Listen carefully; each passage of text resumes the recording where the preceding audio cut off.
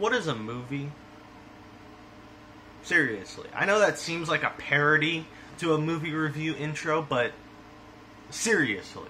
Because even though the word movie is in the title, I don't think that Movie 43 is a movie. I'll get more into that later on, but let's go ahead and get started.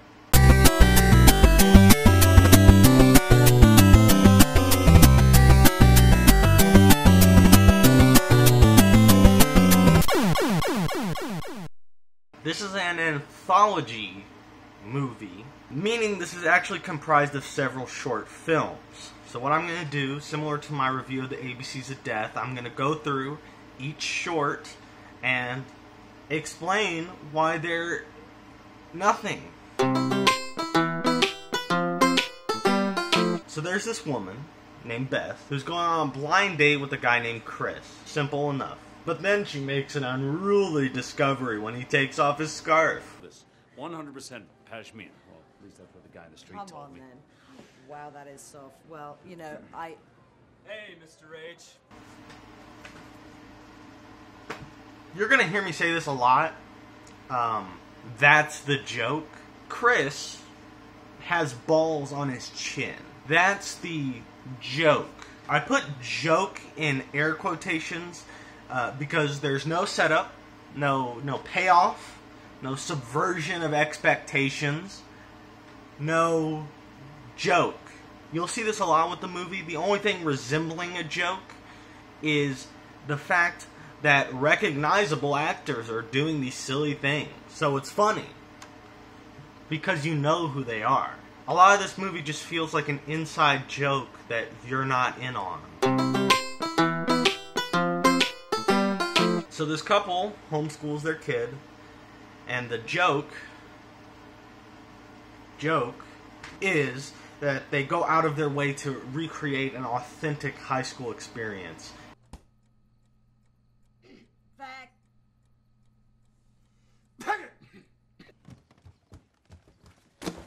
You dropped your books, fuckface.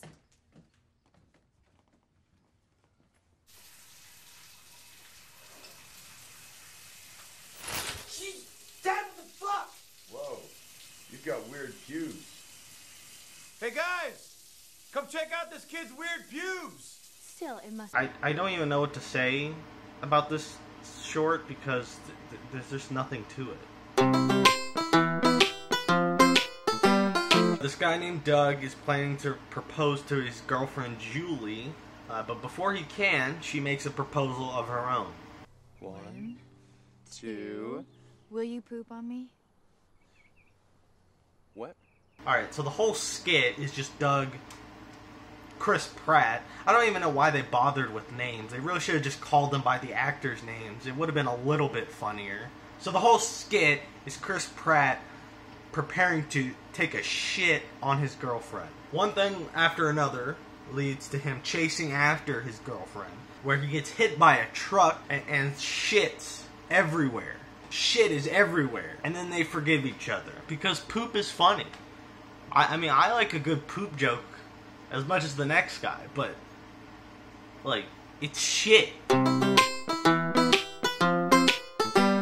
It's shit. Neil's working the night shift at the grocery store when his girlfriend, Emma Stone, shows up, and they start arguing about nonsense. How's Veronica?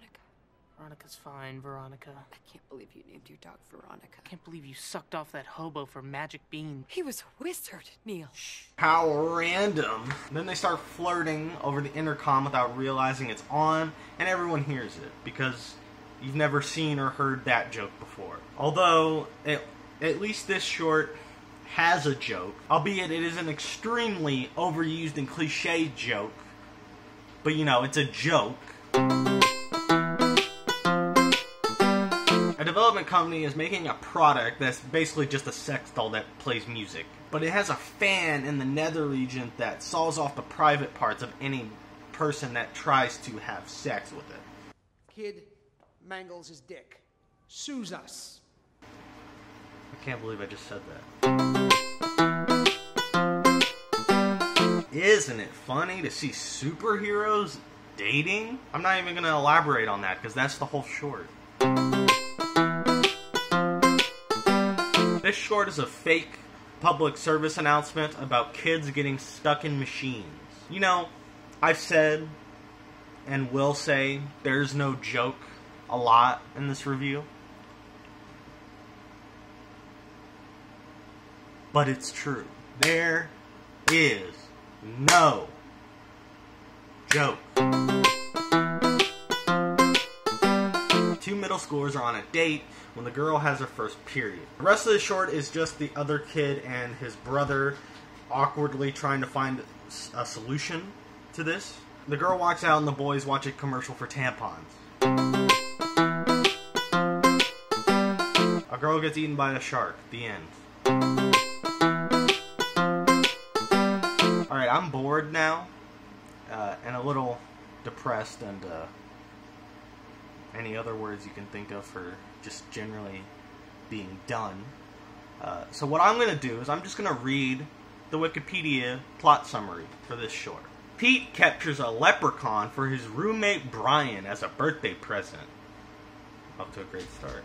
After tying the leprechaun up in the basement, they demand he give them a pot of gold. The obscene leprechaun threatens that his brother is coming to save him. When he arrives, Brian and Pete are shot at, but ultimately kill both leprechauns. Well, I'm glad. At the end of the segment, Pete reveals that he also caught a fairy who performs fellatio for gold coins. Okay. Two people are on a date, and they decide to see who can be edgier. They blow out a blind kid's birthday candles, they get plastic surgery, they get tattoos, and then they have sex. That's it. The whole joke is how edgy two people can be. And it's not even clever. There's no satire, no parody, no comment. It's nothing. I've said that a lot. It's nothing. It's just look how awful we can make these two characters act. And anyone can do it.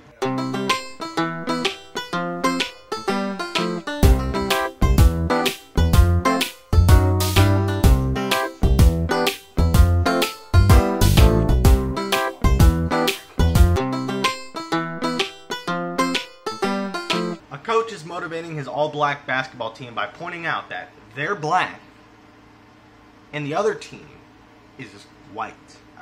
Black people sure love that basketball, am I right? So this is the overarching story of the movie. A screenwriter, Charlie, is pitching a movie to an executive, Griffin. And that's the reason for all these stupid-ass shorts, is because that's the movie he's pitching. He's basically pitching movie 43 to this guy. And after rightfully dismissing this movie as incredibly stupid, Charlie pulls out a gun and forces Griffin to listen to the rest of the story. And later he forces him to buy the script and make it into a movie. I want to do a joke about this being how the actual movie was funded, but it's just too easy. This leads to a shootout, and it's revealed that this is all part of a movie. This segment tries so hard to be meta and to break the fourth wall, but it's just so annoying. You can just tell the person writing it thought he was so fucking clever. So that concludes movie 43. And what can I even say anymore? This is not a movie. This is a product. A product designed only to make money. Now you may argue, and rightfully so, that all movies are made to make money, and they are. But here's the thing. Those two things aren't mutually exclusive. You can make a movie to make money and actually care about it at the same time. Take a look at something like the Marvel movies. Yes, they're products designed to make money, and they do, but you can also tell that there's a lot of people who care and give a shit about how the movie comes out. And that is what this movie lacks. This movie's completely soulless. Not one short in this movie feels like it has any passion or creativity or anything in them. This thing was only made because shitty, lowbrow, quote-unquote parody movies, like the Scary Movie movies, were popular at the time. It was made to cash in and make money. And sadly, it did. Oh, don't get me wrong, though. It did terribly compared to pretty much any other movie that plays in most theaters. But the budget was so low that it was pretty much guaranteed to be a hit.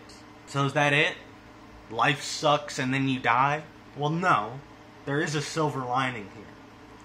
And that is a lesson. This sounds like an after-school special. The lesson is that when you make a movie,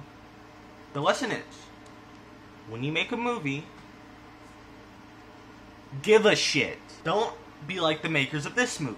Don't just slap something together to make money and just care, you know? And look, I'm not saying you have to be some pretentious San Francisco hipster auteur.